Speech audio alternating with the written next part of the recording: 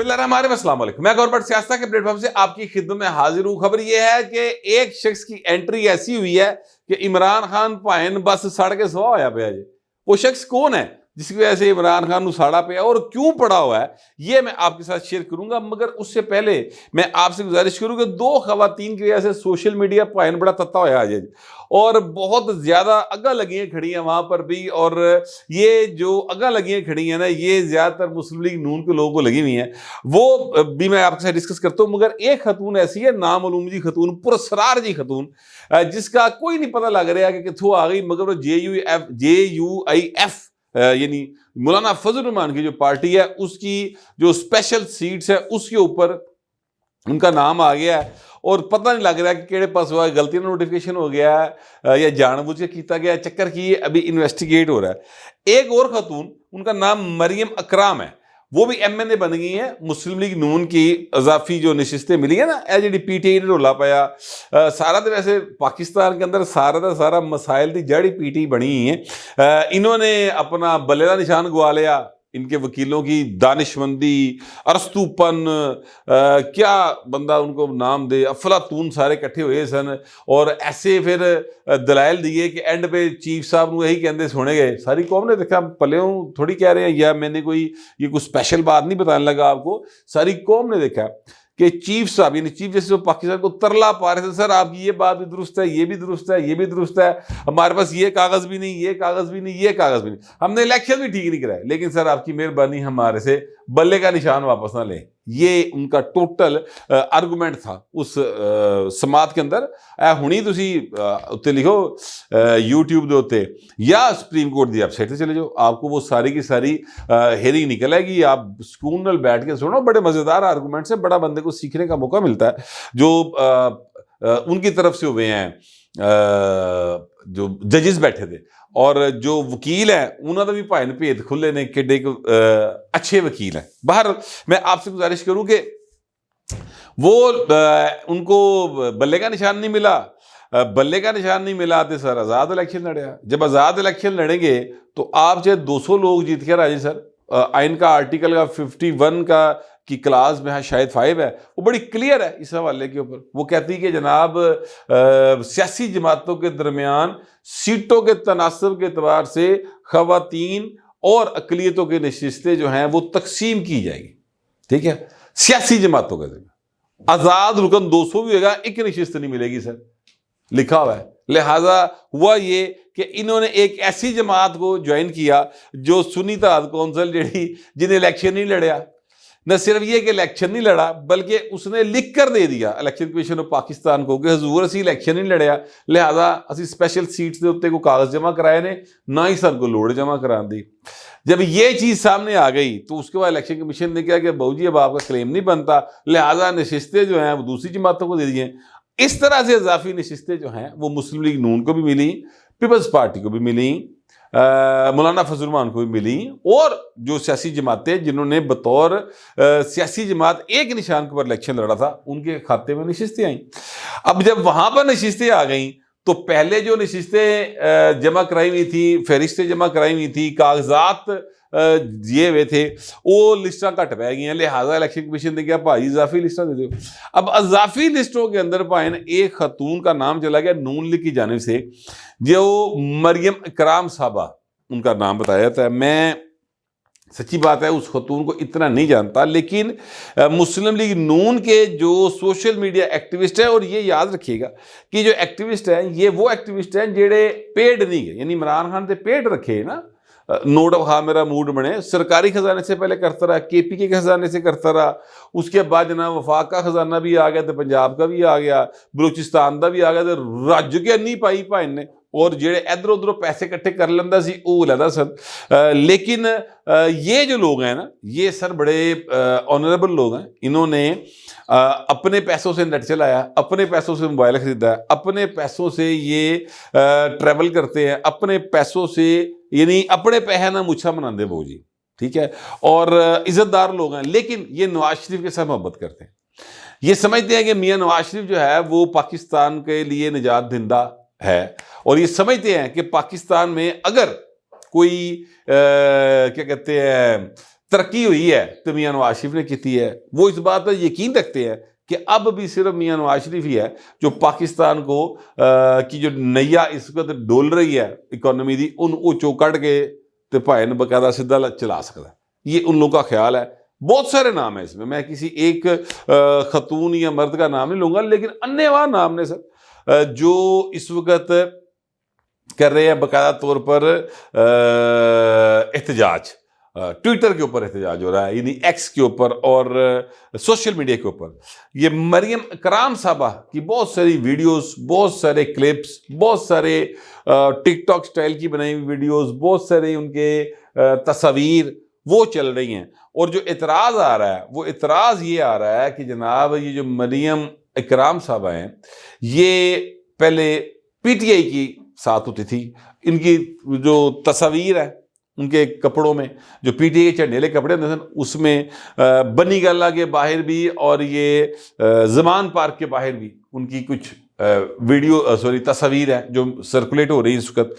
پھر ساتھ ہی ساتھ کچھ کلپس ہیں جو سرکولیٹ ہو رہے ہیں جس میں مریم نواز کو طنز کا نشانہ بنایا گیا اور ان کی نقلیں اتاری گئی بھی. اچھا، اب وہ لوگ حق بجانب ہیں اپنی جگہ پر یہ پوچھنے میں کہ باوجی تسی کیتا کی ہے.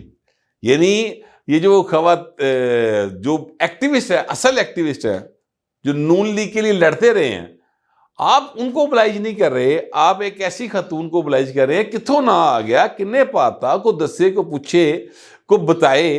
اظہر جاوید صاحب ہمارے بڑے سینئر صحافی ہیں اور شریف فیملی کے بڑے کلوز ہیں، انہوں نے بھی اس بات پر سوال اٹھایا ہوا ہے اور ٹویٹ کیا ہوا ہے کہ جناب کو قیادت آگے دسے نا پارٹی کے لوگوں کہ کتوں آ گئی. اسی طرح نجم ولی جو ہیں انہوں نے ایک طنز ایسا ٹویٹ کیا اور وہ بڑی بریک طنز کی ہوئی ہے کہ یہ جو خاتون جس کی تصویر انہوں نے لگائی ہے اور سال لکھا کہ یہ مسلم لیگ نون کی ایم این اے ہے.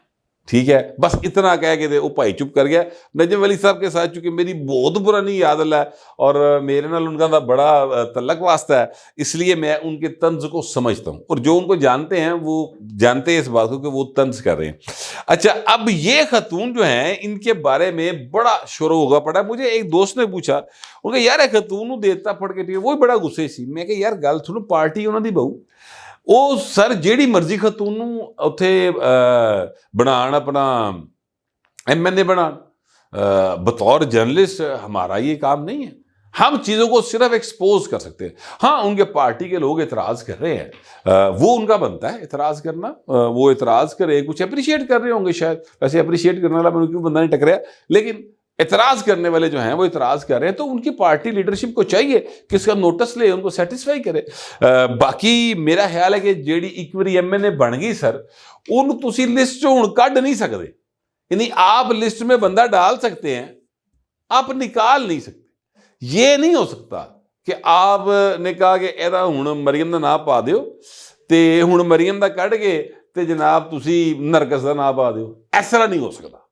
ٹھیک ہے، بس مریم ہوں استعفیٰ دے گی تو پھر نرگس دی باری آئے گی، ورنہ نہیں آ سکتی.